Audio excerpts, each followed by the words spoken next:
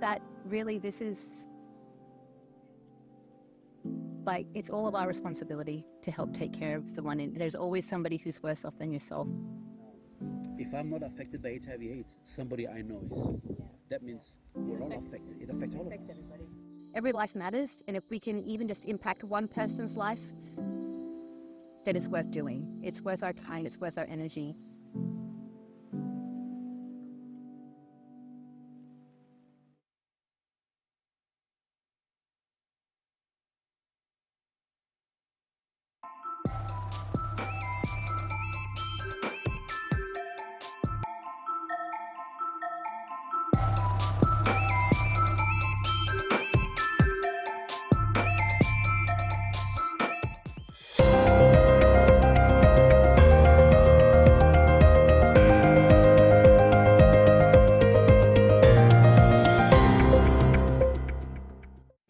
Hello, and thanks for joining us for the Midday News.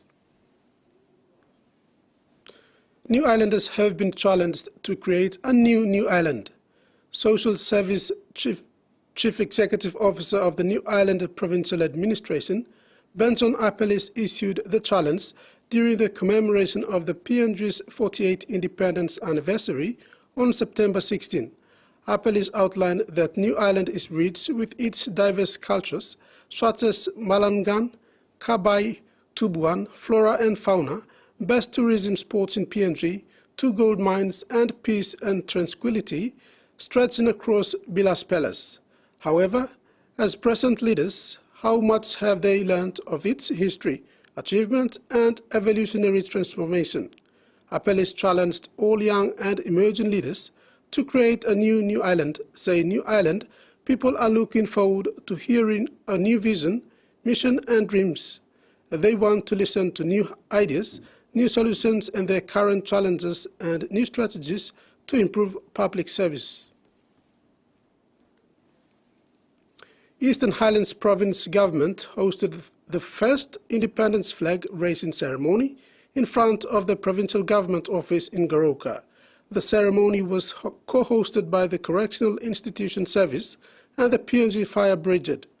The servicemen, including officers from Goroka Police Station, marched down to the Yanepa House car park to signify the start of the ceremony. Invited guests included Regional MP Simon Sia, Provincial Administrator Alan Loss, CIS Bihute Commanding Officer, and senior officials from the provincial government. The general public, including school children and followers of various church denominations, came out to participate as well. White color or brown color, we are one people, one country, one nation.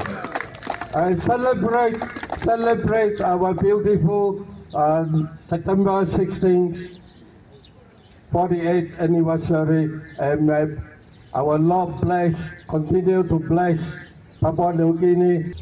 We have all the freedoms, freedom of worship, freedom of speech, freedom of movement, that many countries don't enjoy this.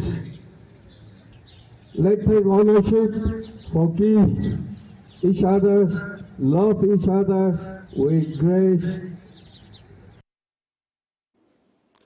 Enga co-hosted double celebrations in Wabek over the weekend. The province commemorated PNG's 48th independence anniversary, as well as victory for the EPG Enga Miox's grand final win in the 2023 Digicel ExxonMobil Cup. The event started with the motorcade from Wapenamanda to Wabek, covering over 40 kilometers. Enga Provincial Administrator Sandy Saka led the motorcade on his motorbike. Governor Sepi Taipatas joined in on his motorcycle as well. Much of the excitement of more than 10,000 people who attended the event. Supporters, including 50 Miox players and officials, chanted their slogan Enga Miox Yanda Kai, meaning support Enga Miox, give up tribal fighting. They moved undisturbed through the tribal fighting zones between Pombabus and Birip and concluded the motorcade at Ipus Oval.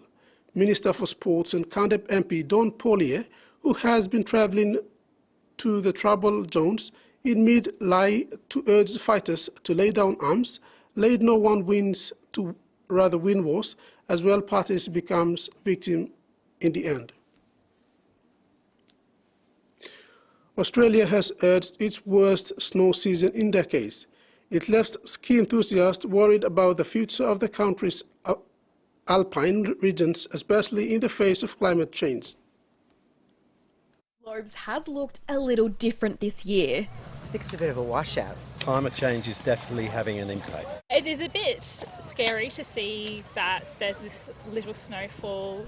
Major resorts like Perisher have been forced to close some runs, while Selwyn has had to close its doors a month early. A lot of emotions come up when you do see the seasons like this, and you also know through the data and the models that we look at that it's not a one-off.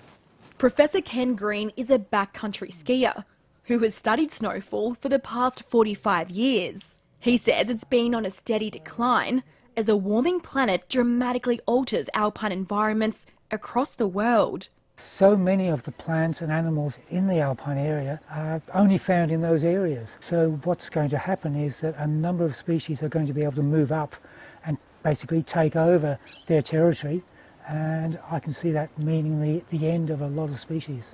Warmer weather and less snowfall has meant a smaller volume of snow and little to no snow at lower elevations. So what does this mean for the snow industry? Perisher says it's adapting to ensure the viability of its ski fields. Our investment into snowmaking has enabled us, our guests, to have a really good experience right from the opening weekend through to the closing weekend in October.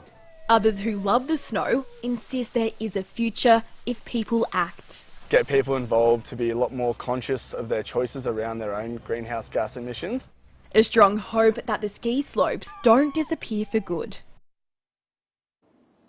The United States Agency for International Development Climate Ready project has mobilized 2 million kina from climate finance organizations to support Pacific Island continues meet their climate change adaptation goals and become more climate resilient. This amount includes 17 large projects to improve health, food and water security, marine ecosystem, biodiversity protection, conservation, and natural resources management.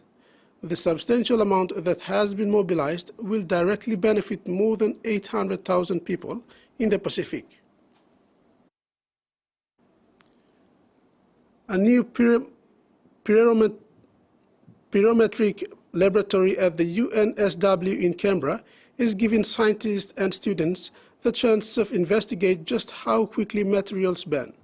Their research could lead to game-changing developments in protective clothing design and improvements for Australia homes. Welcome to the Fire Lab, where this machine is putting firefighting uniforms to the test. This is the material used by the 2013 RFS jacket. Mechanical engineering student Jonathan Liu is the brains behind the research, exposing protective wear from different eras of firefighting to open flames. Just see how different the flame spread speed is and how quickly it ignites. It's mesmerising work. Getting to see how the material physically forms and under those types of conditions, and being able to play around with fire is always a bit of fun. Safely, of course. Safely, of course, yeah. Jonathan has a clear goal. He hopes his findings will guide the development of the next generation of uniforms to be even more fire resistant. This is a sample from a 2007 Honda Jazz. From fabric to car parts, and a very different experiment. Matt Horden rifles through wreckers for car panels to put in the burner box. His focus is toxic gas production.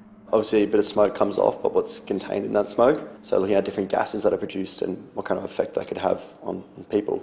The Fire Lab can test almost any material, which the lead researcher says means great potential. What we aim for is to contribute into firefighting protective clothing and building material in terms of the roofing, the wall, and different parts of facades of the building, and make them more fire resistant. Science working to protect those who protect us. Fiji pulled off a major upset with a 22-15 win over the Wallabies in St. Etienne. It's their first win over the Wallabies since 1954, as they kept their World Cup hopes alive. They started perfectly with the boots of Simeon Kurivoli, giving them a 12-8 lead at the break. Player of the match, Joshua Toisova, laced onto a loose ball at the start of the second half to extend the advance to 22-18. In his post-match interview, Captain Waisea Nayakalebu said the mindset that they had was do or die. I think today we made history. What I told the boys today is our final. Today will determine whether we want to go up in the quarters. So our mindset today was to come in this week, do or die. So we come here, give our best, we will fight till the end, and the result will take care of itself. Thanks for watching. Join us at 6 tonight for more.